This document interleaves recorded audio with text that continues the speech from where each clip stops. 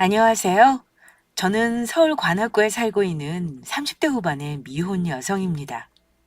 얼마 전 저는 30년 전에 잃어버렸던 여동생을 기적적으로 찾게 되었는데요. 아직도 그날의 일들을 생각하면 심장이 벌떡벌떡합니다. 찾을 수 없을 거라 여겼던 여동생을 찾게 되어 기뻐서 그런 것도 사실이지만 제 동생을 찾게 된 이유가 정말 기구했거든요. 30년 전 제가 8살 때 잃어버렸던 동생을 찾게 된 것은 제가 예비신랑과 결혼을 약속하며 예비시댁에 인사를 갔을 때였습니다. 저희 소중한 동생이 그곳에서 식모 취급을 당하며 노예처럼 부려지고 있었던 것입니다. 아직도 그 생각을 하면 눈이 뒤집히는 것이 제 동생을 괴롭혔던 그것들을 어기적 씹어주고 싶은 심정입니다. 저는 젊은 시절 생활용품을 만드는 회사의 연구팀에서 연구원으로 근무하고 있었는데요. 제가 여러 아이디어로 낸 제품이 여러 번 히트하면서 능력을 인정받고 있었습니다. 그런데 어느 정도 연차가 쌓이자 제가 사장이 되어 제 이름을 걸고 직접 제 상품을 팔아보고 싶은 욕심이 생기더라고요. 저는 그렇게 회사를 나와 사업을 시작하게 되었고, 여러 고생도 많았지만 악바리처럼 버티며 끈기 있게 노력한 결과 나름대로 성공을 거두며 탄탄대로를 걷게 되었죠. 그러다 보니 자연스레 연애니 결혼이니 부수적인 것들이 늦어지게 되었고요. 그러던 중 제가 사업을 시작한 초창기 때부터 친하게 지내던 거래처 사장님께 사람을 소개받게 되었고, 처음 만난 순간부터 끌렸던 저희 두 사람은 자연스레 연인 사이로 발전하며 미래를 함께하기로 약속하게 되었습니다. 그이도 저처럼 생활용품을 만드는 회사를 운영하고 있었는데, 그래서 그런지 서로 통하는 것도 많아 여러 사업적인 이야기도 나누며 힘든 부분을 서로 나눌 수 있다는 것이 참 좋았습니다. 그렇게 전 그이와 결혼을 약속한 후 자연스레 예비시댁에 인사를 드리러 가게 되었죠. 저는 부모님 두 분을 몇 년 전 떠나보내고 가족 없이 혼자인 상태였는데, 그이는 오래전 아버지를 떠나보내고 홀 어머니와 결혼한 동생 부부와 함께 살고 있었습니다. 그이의 말로는 시동생도 예비신랑의 일을 도우며 그이의 회사에서 직원으로 일을 하고 있다고 하더라고요. 사실 전 시댁에 인사를 드리러 가기 전부터 기대하는 게 조금 있었습니다. 늘 저를 배려하고 살뜰히 챙겨주는 그이를 보면서 시댁 식구도 그이처럼 분명 좋은 사람들일 거라고 상상하고 있었거든요. 그런데 인사를 드리러 간 시댁의 이미지는 정말로 최악이었습니다. 저에겐 모두 친절한 시댁 식구들이었지만 예비 시동생과 결혼한 동서를 대하는 시댁 식구들의 모습이 매우 실망스러웠거든요. 애미야, 아직 상차리려면 멀었냐? 처음으로 네 시아주버니가 결혼할 여자라고 네 형님 될 사람을 데리고 왔는데 아직도 준비하지 못하고 뭐 하는 거니? 네, 어머니 죄송해요. 빨리 할게요. 아유, 맨날 속 터져 못 살겠네. 가진 것도 없는 고아를 데려다가 가족으로 받아주고 먹이고 입혀줬으면 그만한 노릇은 내야 되는데 뭐 하나 제대로 하는 게 있어야지. 여보, 형이랑 형수님 배고프시겠다. 엄마 말대로 빨리빨리 좀 준비하라고. 처음부터 나 쪽팔리게 만들 거야. 형수님은 잘 나가는 회사 사장님이라는데 당신은 집에서 놀면서 이런 것도 하나 제대로 못하고 정말 비교된다 비교돼. 아유, 밥만 축낼 줄 알지. 저 아무것도 제대로 할 줄 모르는 식충이를 어쩌면 좋니? 그런데 저로선 이해할 수 없는 동서를 막대하는 시댁 식구들의 행동은 밥 먹는 식사 시간에도 계속되었습니다. 동서가 밥을 먹지 않고 시댁 식구들의 수발을 들며 중간중간 설거지며 청소며 집안일을 계속하고 있는 것이었어요. 옛날 어른들의 말씀처럼 꼭 남의 집 식모살이 하는 사람처럼요. 예비시댁을 나온 저는 아무리 그래도 동서를 함부로 대하는 시댁 식구의 모습은 정말 아닌 것 같아 차로 저를 바래다주는 그 일을 향해 몇 마디 해주었습니다. 게다가 동서가 고아란 소리에 더욱 마음이 끌렸거든요. 30년 전 잃어버렸던 여동생이 떠올랐던 것입니다. 저희 부모님은 돌아가실 때까지 잃어버린 여동생을 걱정하며 그리워하셨습니다. 저 또한 단 한 번도 동생을 잊은 적이 없었고요. 걸음마를 시작할 때부터 저의 뒷공무니를 쫓아다니며 언제나 저를 따르던 사랑스럽고 예쁜 여동생이었으니까요. 그래서인지 자세히 사정은 알 수 없지만 제 동생과 비슷한 또래의 예비 동서가 시댁에 당하는 모습을 보니 꼭 제 동생이 당하는 것처럼 남일 같지 않게 느껴졌습니다. 제 동생이 컸으면 딱 동서 정도 되는 나이였거든요. 아무리 시꾸라지만 동서한테 너무 심한 거 아니야? 가만히 보니 동서 챙겨주는 사람 한 명도 없고 계속 일만 하고 자기라도 서방님한테 말해서 동서 좀 잘 챙겨주라고 이야기해. 그렇게 신경 쓰지 않아도 돼. 자기한테 일부러 말 안 한 것도 있는데 재수 씨가 남들보다 좀 모자라거든. 그래서 알아듣게 하려면 가족들이 세게 나가는 수밖에 없어. 재수 씨가 얼마나 멍청한지 말썽 일으킨 적이 한두 번도 아니고 우리도 재수 씨가 그럴 때마다 뒷수습 하느냐 얼마나 골치 아팠는데 그리고 오갈 곳 없는 고아를 가족으로 받아줬으면 솔직히 우리 집에 그 정도 봉사는 해야 하는 거 아니야? 그래도 가족인데 내가 볼 때 그렇게 함부로 대하는 건 아닌 것 같아. 그리고 내가 볼 때 동서 모자라 보이지 않았거든? 그런 사람이 어떻게 집안 살림이며 청소며 그렇게 야무지게 할 수 있겠어?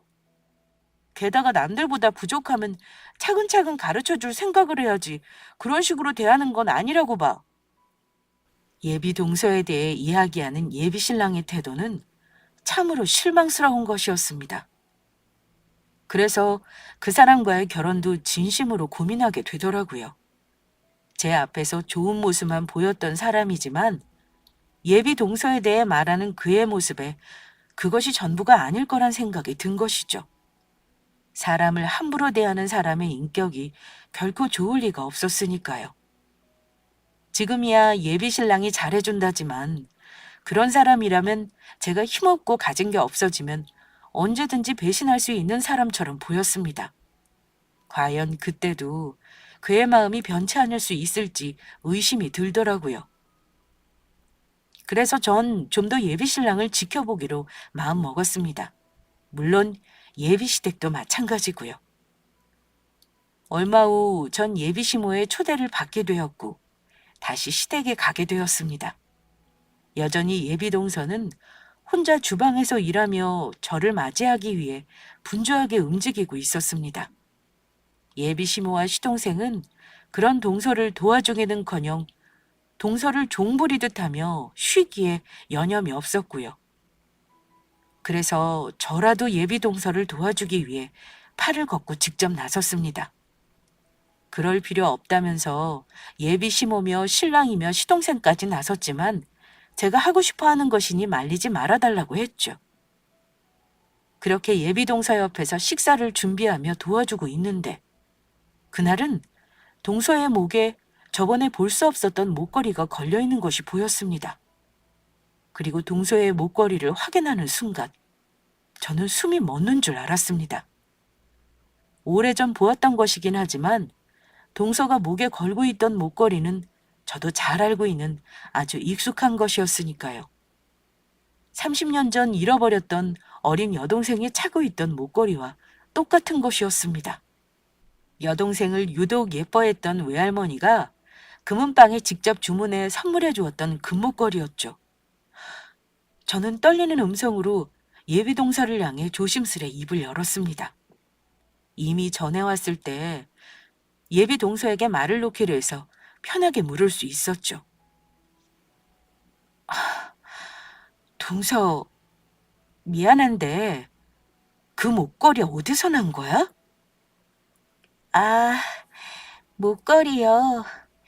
혹시 형님 이 목걸이가 마음에 드신 거예요? 제가 고아인 건 형님도 잘 아시죠. 어렸을 때 가족을 잃어버려서 잘 기억은 안 나는데 이건 제가 보육원에 들어가기 전부터 차고 있었던 것 같아요. 길을 잃어버린 저를 경찰관 아저씨가 발견했을 때부터 이 목걸이를 차고 있었다고 보육원 원장님이 말씀해 주셨거든요. 그래서 혹시 길에서 우연이라도 제 가족들을 마주치게 되면 이 목걸이를 보고 저를 알아보지 않을까 해서 계속 차고 다녔던 거예요. 저번에 형님이 저희 집에 왔을 때는 제가 씻고서 깜빡하고 목걸이를 차고 있지 않아서 보지 못하셨을 거예요. 그렇구나. 동서, 혹시 뭐 어릴 적 기억나는 건 없어? 가족을 찾을 수 있는 특정할 만한 그런 것들 말이야. 저도 가족을 찾고 싶어서 생각해 보았는데 평범해서 딱히 특정할 만한 것이 없더라고요. 단지 제가 어릴 적부터 붕어빵을 좋아했는데 언니가 그걸 알고 겨울만 되면 용돈을 모아 절 데리고 동네 붕어빵 장수한테 가서 붕어빵을 사줬던 기억이 나요. 이상하게 아직도 그 기억만은 또렷하게 기억이 나더라고요. 저희 언니의 얼굴은 잘 기억은 안 나지만요. 그, 그래? 그러면 혹시 동서 이름이나 가족들 이름은 기억나는 거 없어? 엄마, 아빠가 있었던 것 같긴 한데 부모님 이름이나 제 이름은 기억이 안 나 잘 모르겠고 저희 언니 이름만 기억하고 있어요. 동서가 기억하고 있는 언니 이름이 뭔데? 민수요. 형님 이름이랑 똑같은 민수였어요. 그래서 처음 형님 이름 듣고 얼마나 깜짝 놀랐는지 몰라요. 정말 신기하죠. 동서의 말을 듣고 저는 그만 그 자리에 주저앉을 뻔했습니다. 아무리 생각해도 그녀는 제 동생이 확실해 보였으니까요. 어릴 적부터 동생은 저를 잘 따랐었는데 그런 동생이 예뻐 겨울마다 부모님이 주신 용돈을 모아 동생에게 붕어빵을 사주었었거든요. 그런데 동생도 그걸 잊지 않고 기억하고 있었던 것입니다. 순간 잃어버린 동생을 찾겠다며 백방으로 뛰어다니며 갖은 애를 쓰셨던 돌아가신 부모님의 얼굴이 떠올랐습니다. 동생을 찾기 위해 별의별 수를 다 쓰며 나중엔 경찰청 실종자 가족 지원센터에 유전자 등록까지 했었는데 그런 동생을 예기치 못한 곳에서 너무도 쉽게 찾게 된 것입니다. 하지만 좀 더 모든 것이 확실해질 때까지 지켜보기로 했습니다. 섣부르게 행동했다. 만약 동서가 저희 동생이 아닐 경우 또다시 상처를 줄 수 있는 일이었으니까요. 일단 전 떨리는 마음을 진정시키기로 했죠. 그런 와중에 동서를 향한 예비시모의 괴롭힘은 계속되었고 예비시모가 저희 동생일지도 모르는 사람을 괴롭힌다고 생각하자 욱하는 마음이 들더라고요. 그리고 그날 저는 저의 억장이 무너지는 광경을 우연히 목격하게 되었습니다. 예비 동서를 도와 음식을 준비하던 중 간장이 떨어진 사실을 알고 바쁜 예비 동서를 대신해 제가 밖으로 나가 간장을 사오던 참이었습니다. 그런데 예비 시댁을 들어선 순간 믿지 못할 광경이 눈앞에 펼쳐진 것입니다. 야, 네가 뭔데 우리 안 사람한테 간장을 사오라 말아야? 그 사람이 어떤 사람인데? 잘 나가는 회사 사장님이라고. 능력 없어서 우리 집에 빌붙어 사는 너랑은 다른 사람이라고. 네가 정신이 있니 없니? 만약 저래서 기분 나쁘다고 새아가가 우리 용석이랑 결혼 안 하겠다고 하면 네가 책임질 거야? 아무리 부모 없이 자라서 못 배워도 그렇지. 왜 이렇게 늘 모자란 짓거리만 하는 건지. 너 정말 지능에 문제 있는 거 아니니? 병원 가서 검사 좀 해봐라. 당신 또 문제 일으킨 거야? 제발 정신 좀 차려. 언제까지 이렇게 집안에 분란만 일으킬 건데. 아, 이젠 정말 지친다 지쳐. 단지 제가 바쁜 동서를 대신해 간장을 사러 갔다는 이유로 아무 잘못도 없는 동서에게 트집을 잡아 예비시댁 식구들 모두가 그녀를 괴롭히고 있었던 것입니다. 게다가 제 앞에서는 그렇게 다정하게 굴던 예비 신랑까지 동서를 인간 이하 취급하며 막대하고 있었습니다. 제가 볼 때 예비시댁 식구들 모두 아무 잘못도 없는 동서를 괴롭히며 그녀를 자신들의 화풀이 대상처럼 여기는 듯 보였습니다. 그런데도 동서는 제대로 맞서지도 못한 채 그대로 당하고 있더라고요. 죄송해요. 제가 사오려고 했는데 형님이 바람도 쐴 겸 사다 주신다고 해서 말리지를 못했어요. 닥치고! 다음부터 그 사람한테 그런 허드렛 일 시켰다간 아주 국물도 없을 줄 알아. 이 집안이 누구 때문에 먹고 사는데? 다 내가 사업해서 돈 벌어와서 그런 거 아니냐고. 그러면 그런 나랑 결혼할 사람한테 알아서 기여할 거 아니야? 결혼하면 그 사람도 이 집안 먹여 살리게 될 텐데 이게 도대체 무슨 짓이냐고? 처음부터 저런 거랑은 우리 둘째랑 결혼시키는 것이 아니었다. 제대로 할 줄 아는 것도 없는 데다 애도 못 낳는 것이 어떻게 결혼한 지 7년이 넘었는데도 아이가 안 생기니? 너 정말 문제 있는 거 아니니? 머리도 모자라. 무슨 문제가 있는지도 아이도 못 낳아. 아유, 골치 아파.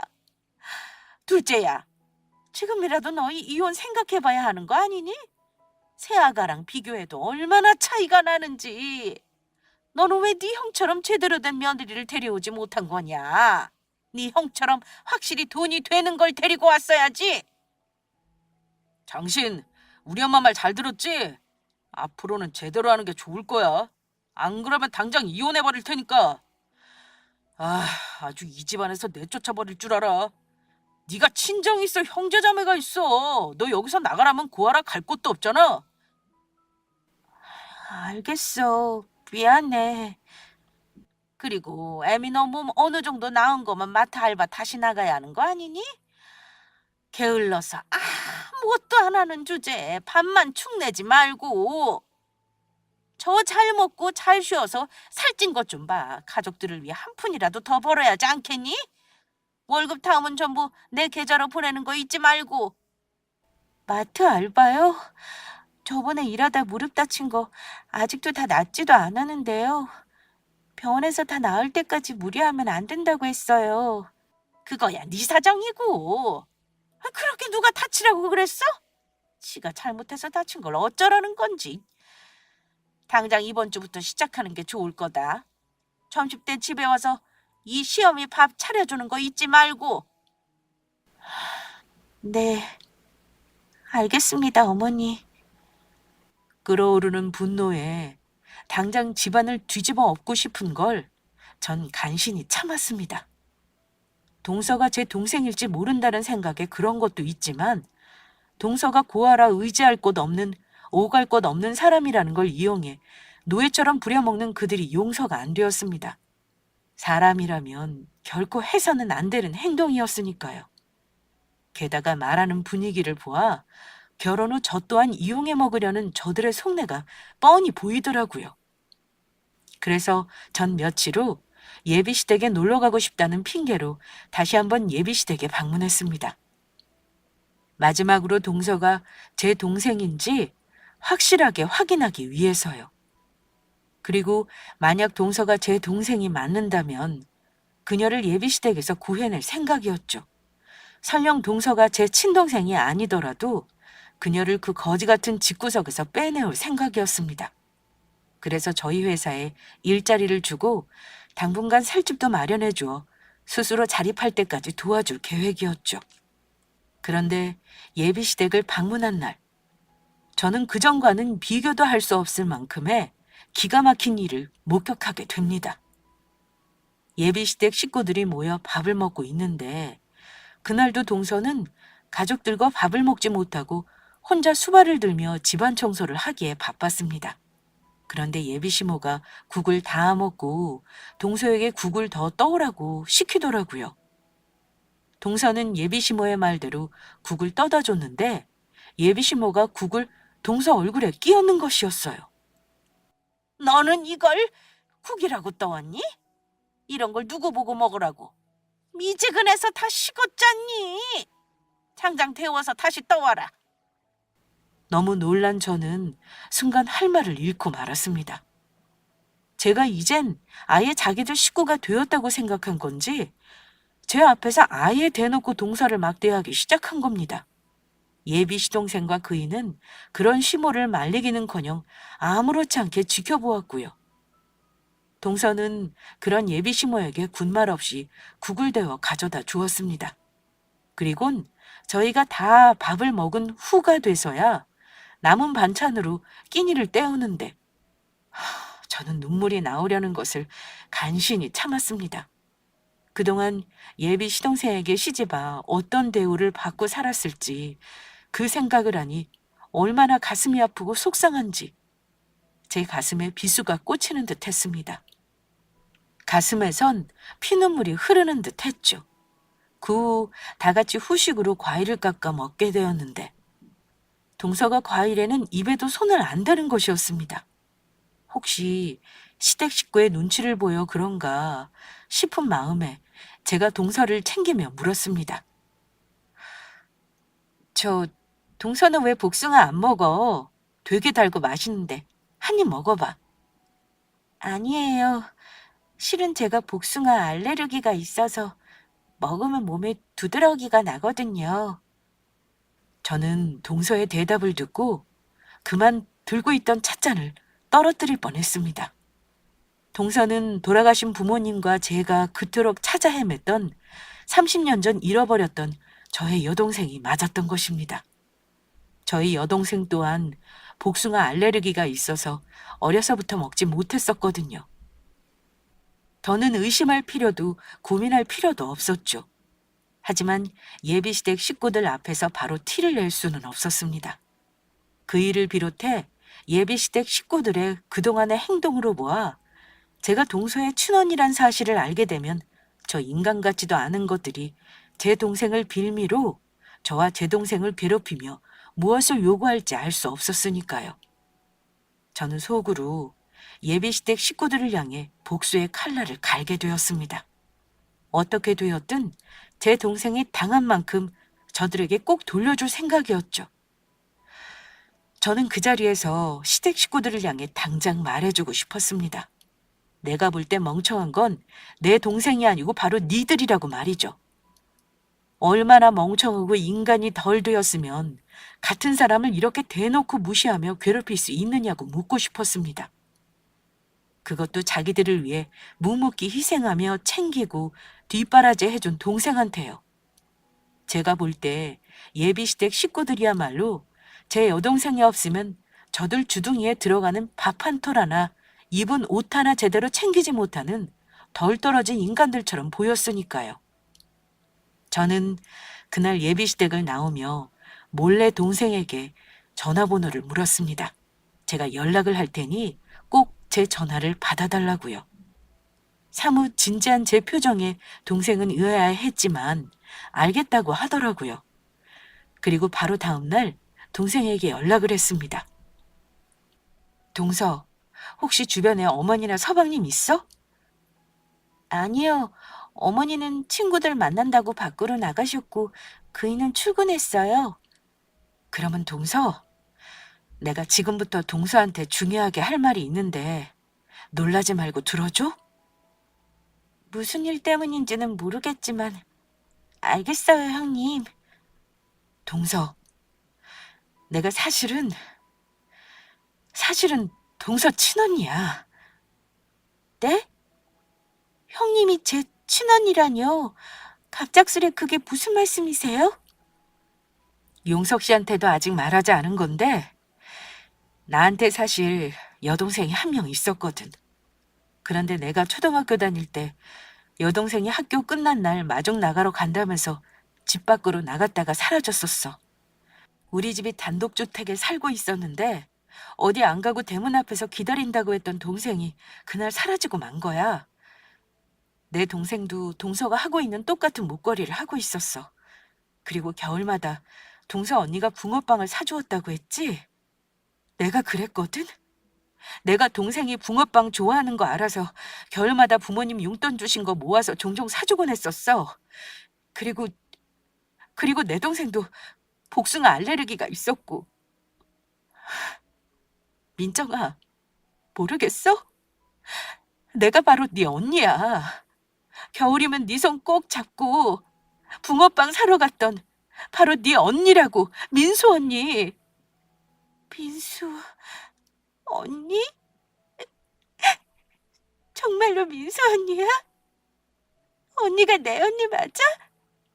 내 이름이 민정이고? 그래, 민정아. 내가 바로 네 언니야, 민정아. 언니.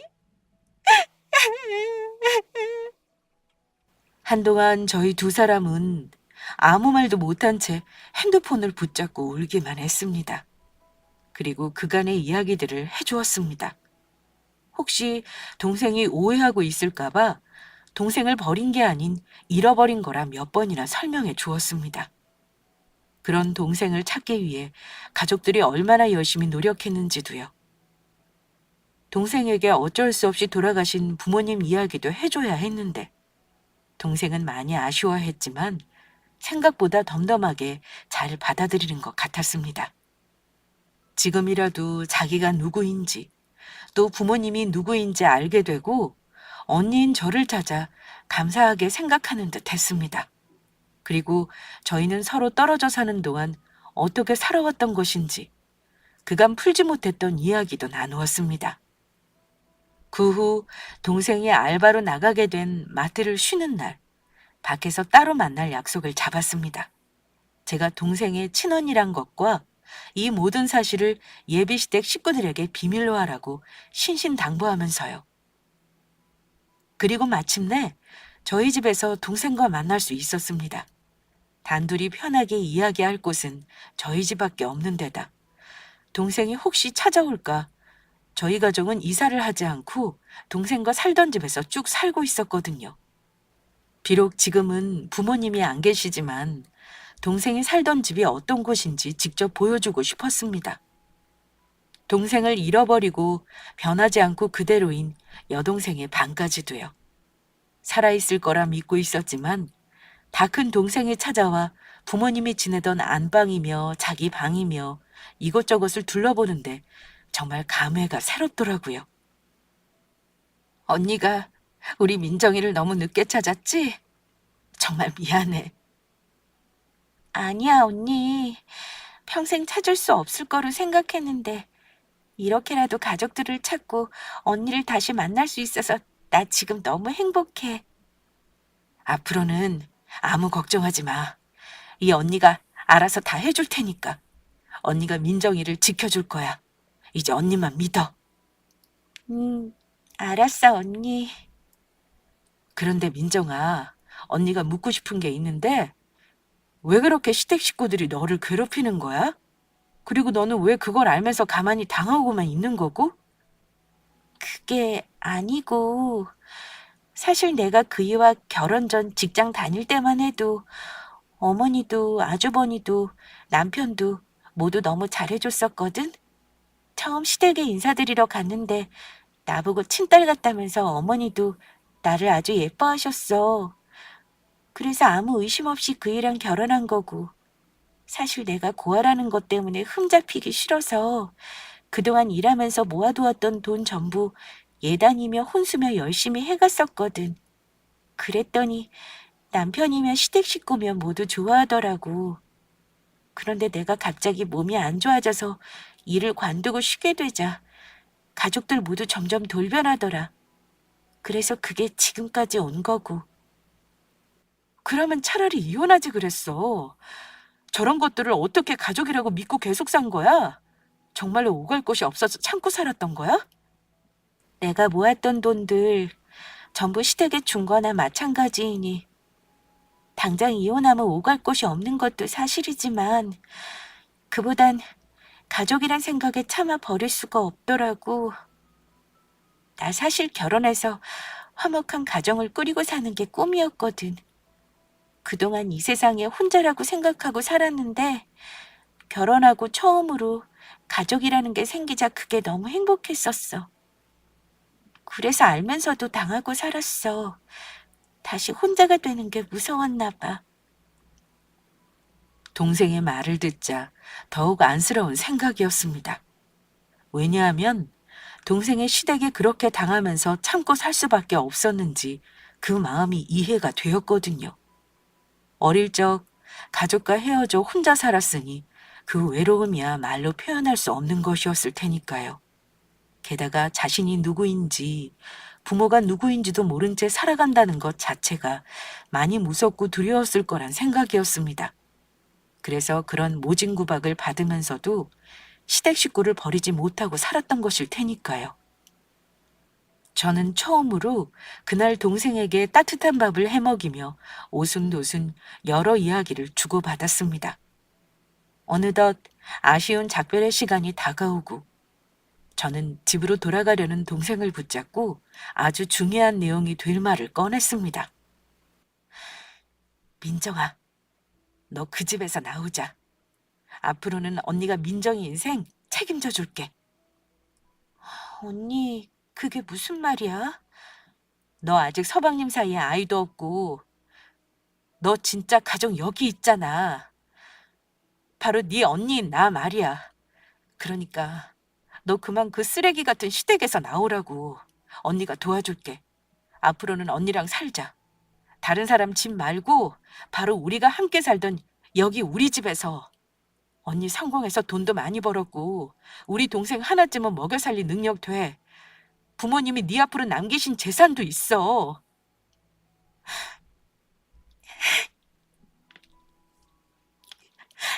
언니, 나 정말 그래도 돼? 나 앞으로 언니랑 살아도 되는 거야? 내가 정말 그래도 돼? 당연하지. 민정이 네 진짜 집은 그 망할 놈들이 있는 집구석이 아니고 바로 여기라고. 그러니까 그런 인간 쓰레기들은 이제 버려. 앞으로는 언니가 하자는 대로 해. 언니가 전부 알아서 할 테니까. 알았어, 언니. 정말 고마워. 하나밖에 없는 내 언니. 하는 걸로 봐선 예비 시댁에선 동생이 이혼을 원해도 안 놔줄 가능성이 컸습니다. 어디를 가도 동생처럼 자기들을 위해 줄 사람은 찾기 힘들 테니까요. 그러니 동생이 이혼할 수 있도록 준비를 해야 했습니다. 그들이 어떻게 동생을 괴롭히는지 증거를 수집해야 했습니다. 그래서 동생에게 조금 힘들겠지만 증거를 모으는 잠시 동안 시댁에서 지내라고 이야기할 수밖에 없었습니다. 시댁 식구들이 동생을 어떻게 괴롭히는지 핸드폰으로 음성을 녹음하게 시켰고 그동안 동생이 마트에서 일하며 벌었을 월급을 착취한 시모의 은행 계좌가 찍혔을 동생의 통장도 잘 챙겨놓으라고 이야기해 주었습니다. 그들이 동생에게 저지른 정신적 학대는 분명히 범죄였고 도저히 용서할 수 없는 것들이었으니까요. 동생이 증거를 수집하는 동안 저는 그 동생 시댁 놈들에게 어떻게 복수를 해줄까 깊은 고민에 빠졌습니다. 그런데 제가 고민할 필요도 없이 아직도 저와 결혼할 거라 철석까지 믿고 있던 예비 신랑 놈이 제 무덤을 파더라고요. 자기야, 사실 그동안 내가 말 못한 게 있는데 어차피 우리 결혼도 하게 될 거고 이젠 솔직하게 이야기하려고.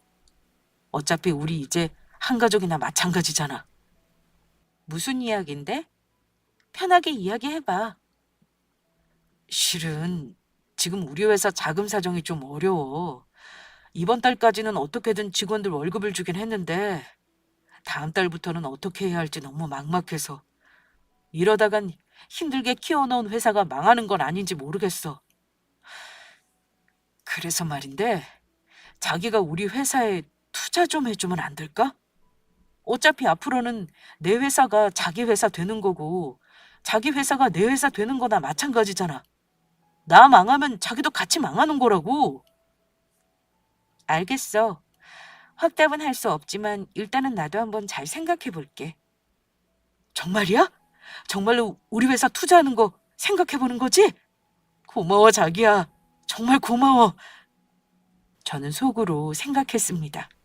너처럼 쓰레기놈 회사에 내가 투자하는 일은 절대 없을 거라고요. 단지 제가 그렇게 답을 하면 예비 신랑 놈이 어떻게 나오는지 보려고 했던 것입니다. 그리고 예비신랑의 회사가 어렵다는 말에 예비신랑의 회사의 뒷조사를 시작했습니다. 왜냐하면 얼마 전까지만 해도 여러 히트 상품을 내며 잘 나갔던 회사였던 거로 알고 있으니까요. 그리고 알게 된 놀라운 사실은 예비신랑 놈의 회사가 이젠 아무것도 가진 것 없는 빈 깡통 회사가 되었다는 것이었습니다.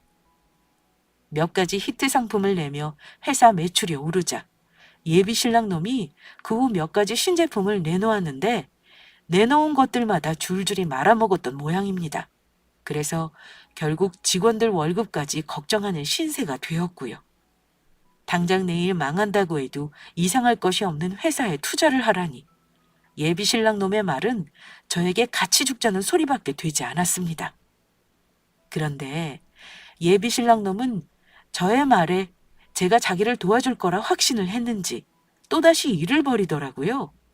본인이 대히트칠 신제품을 개발했다면서 아무런 대책도 없이 물건들을 마구 뽑기 시작했던 것입니다. 그것도 남에게 돈까지 빌려서요. 제가 투자를 하면 그 돈으로 자기가 빌렸던 돈들을 막으면 된다고 생각했던 것 같습니다. 어차피 제가 망하는 것도 아니고 지가 지 스스로 망하겠다는데 더는 말릴 이유가 없었습니다.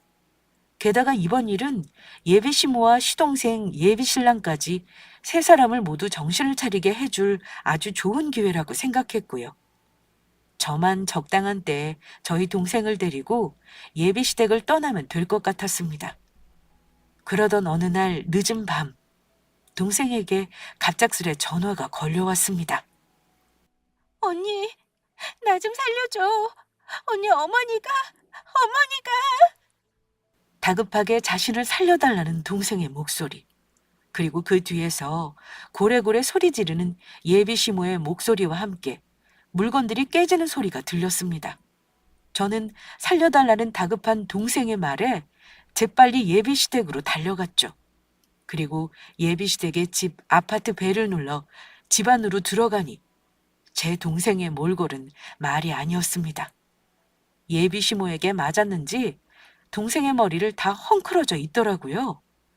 예비시모라는 인간이 기어이 제 동생에게 손찌검까지 하기 시작한 겁니다. 그 광경을 예비신랑 놈과 시동생 놈은 그저 지켜보고만 있었고요. 아이고, 새아가 밤늦게 여긴 무슨 일이니? 네 동서가 요즘 내 말을 좀 안 듣는 것 같아서 잠시 혼내주고 있었다. 너는 신경 쓸 필요 없어. 그래, 자기야, 엄마 말이 맞아. 밤늦게 여긴 무슨 일로 온 거야? 여긴 신경 쓰지 말고 우린 잠시 밖에 나가자. 참을 수 없는 저는 그동안 참아왔던 말을 드디어 꺼냈습니다. 다 됐고, 너희들 지금 내 동생한테 이게 무슨 짓이야? 동생이라니. 아가, 그게 무슨 말이냐? 당신이 지금 내 동생 때리고 있잖아. 당신 며느리 내가 30년 전에 잃어버렸던 내 친동생이라고. 이제 너희 같은 것들이랑은 전부 끝이야. 전부 끝장. 동생이라니? 자기 동생 같은 거 없었잖아. 자기 외동딸 아니었어? 니놈한테 이야기 안 한 것뿐이지 있었어, 내 동생. 그리고 당신 집에서 애타게 찾던 동생을 얼마 전 찾게 되었고, 그런 소중한 내 동생을 네가 어떻게 대했는지 내가 두 눈으로 똑똑히 확인했지. 내 동생은 너희를 진짜 가족이라 생각하고 잘 살려고 노력했는데 인간이란 것들이 어떻게 이럴 수가 있어? 어떻게 이렇게 한 사람을 괴롭히며 못 살게 살 수 있냐고? 그러면 정말로 애미가 진짜 세아가 네 친동생이라는 소리니? 어머나, 그것도 모르고 내가 그동안 큰 실수를 했구나. 아이, 정말 미안하다. 세아가 그만 마음 풀거라. 애미가 세아가 네 친동생인 줄 알았으면 절대 이렇게 대하지 않았을 거다. 자기야, 정말 미안해. 재수 씨가 자기 동생인 줄 모르고 그랬어. 앞으로는 안 그럴게. 한 번만 기회를 줘. 네, 형수님. 저희가 몰라서 그랬어요. 앞으로는 저희 집사람한테 정말 잘하겠습니다. 이렇게 맹세할게요. 맹세 같은 소리하고 자빠졌네. 오늘부로 제 동생 이 집사람 아니니까 그렇게 하세요. 제 동생 이 쓰레기 같은 집구석에서 그만 데리고 나가겠습니다. 그러면 모두 안녕히 계세요. 전 동생 손을 꼭 잡고 그 집구석을 나와버렸습니다. 어차피 동생의 물건들이야 새로 사면 되는 것이고 제 동생의 안전 확보가 우선이었으니까요. 미안하다고 사과하며 제 신랑과 시댁 식구들에게 연락이 계속 왔었지만 전 무시해버렸습니다. 그리고 며칠 후 저희 회사에 예비 신랑을 비롯하여 시댁 식구들 전부 모이게 했죠. 마지막으로 결판을 내야 했으니까요. 무슨 일이 생길지 모르니 다른 곳에서 만나는 것보다 저희 회사 직원들이 있는 회사에서 만나는 것이 가장 안전하다는 생각이었습니다. 그래서 사장실에 무슨 일이 생긴 것 같으면 바로 직원들을 불러달라고 저희 비서에게도 부탁을 해놓은 상태였고요. 예비 신랑을 비롯해 시댁 식구들은 저와 동생을 보자마자 잘못했다며 빌기 시작하더라고요. 애미야, 그동안 내가 전부 잘못했다. 내가 너무 지나쳤었어. 애미 너랑 가깝다고 생각하다 보니 허물없이 지내려다 내가 그만 실수를 했지 뭐니. 그러니까 그만 화 풀고 다시 집에 들어오면 안 될까? 여보, 나도 잘못했어. 그만 집으로 돌아와. 당신 없으니까 밥 해주는 사람도 없고 집안도 엉망이고 아주 쓰레기장이 따로 없어. 난 당신이 빨리 우리 집으로 다시 돌아왔으면 좋겠어. 자기야, 정말 미안해. 재수 씨가 잃어버린 자기 동생인 줄 알았으면 진작 신경 써줬을 텐데 그것도 모르고 내가 그동안 실수한 것 같아. 다시는 안 그럴 테니까 그만 화 풀면 안 될까? 나 한 번만 용서해주라. 그래, 세아가. 좋은 게 좋은 거라고. 우리 다 같이 다시 한번 잘해보면 어떻겠니? 세아가, 네가 정말로 우리 집에 시집 오면 자매끼리 서로 의지도 될 테고 얼마나 좋아. 앞으로는 내가 애미한테도 정말 잘하마. 왜? 이제는 제 동생에 이어 저까지 부려먹고 살려고요? 민정이가 제 동생이라고 하니 이제야 아쉬워졌나 봐요? 그동안은 왜 저희 동생한테 잘해주지 못했는데요? 당신들이 무식해서 뭘 모르는 것 같아 설명해 주는데 사람 때리는 것만이 폭력이 아니야. 정신적으로 못 살게 굴고 괴롭히는 것도 폭력이라고. 게다가 시어머니라는 사람은 내 동생한테 손찌검까지 했지. 그러니까 이렇게 너희 두 사람 앞에 와서 잘못했다고 내가 용서를 빌지 않니? 자기야, 우리 가족들 모두 정말 미안해. 내가 대표해서 이렇게 사과할게. 우리 다시 잘 시작해보자. 응? 제발, 자기야. 안 그래도 나도 다시 시작하려고 했어. 처음부터 제대로 다시. 그게 정말이야? 우리 정말 다시 시작하는 거야? 우리 가족들한테 다시 한번 기회 주는 거냐고. 자기야, 정말 고마워. 앞으로는 내가 정말 잘할게. 세아가 정말 고맙다. 형수님, 고맙습니다. 아니. 내 말을 잘 못 알아들었나 본데 거지 같은 당신들 빼고 앞으로 내 동생이랑 나랑 다시 잘 시작해보겠다는 이야기야. 그래서 하는 말인데 우리 결혼도 없었던 걸로 하자. 네 놈이 내 동생한테 행동하는 거 보니까 너 같은 놈이랑 결혼했다가는 아주 내 인생까지 망치게 생겼어. 그러니까 내가 당신 회사에 투자해줄 일은 영원히 없을 거란 소리지. 그리고 내 하나뿐인 동생은 당신 동생 놈이랑 이혼시킬 테니까 그렇게 알고. 안 돼, 자기야. 그럴 수는 없어. 이제 와서 자기가 나 버리면 나는 끝장이라고. 자기만 믿고 일 벌려놨는데 자기가 나 안 도와주면 우리 회사 망한다고. 그러면 가족들은 뭘 먹고 살라고? 여기저기 빌린 그 많은 돈을 나보고 어떻게 갚으라고? 그거야 네 놈 사정이고. 네 놈은 내 동생 괴롭힐 때 내 동생 사정 봐주면서 괴롭혔니? 당신들 내 동생 보고 모자라다고 했지? 그러는 당신들이야말로 얼마나 모자라면 같은 사람을 무시하고 괴롭힐 생각을 할 수 있는 거야? 내 동생 없으면 밥 하나 할 줄 모르는 덜 떨어진 인간들이? 세아가, 내가 잘못했다. 그동안의 정을 봐서라도 다시 한번 생각해 주거라. 형수님, 이혼이라뇨. 절대 안 됩니다. 저 집사람 없으면 못 살아요. 우리 집사람 제가 아직 많이 사랑한다고요. 사랑 같은 소리하고 자빠졌네. 사랑한다는 놈이 너 하나 믿고 시집온 내 동생이 네 엄마랑 네 놈 형한테 괴롭힘 당할 때 지켜만 보고 있었냐? 아니지. 내 놈도 같이 괴롭혔지. 내 놈이 저 두 사람보다 더 나쁜 놈이야.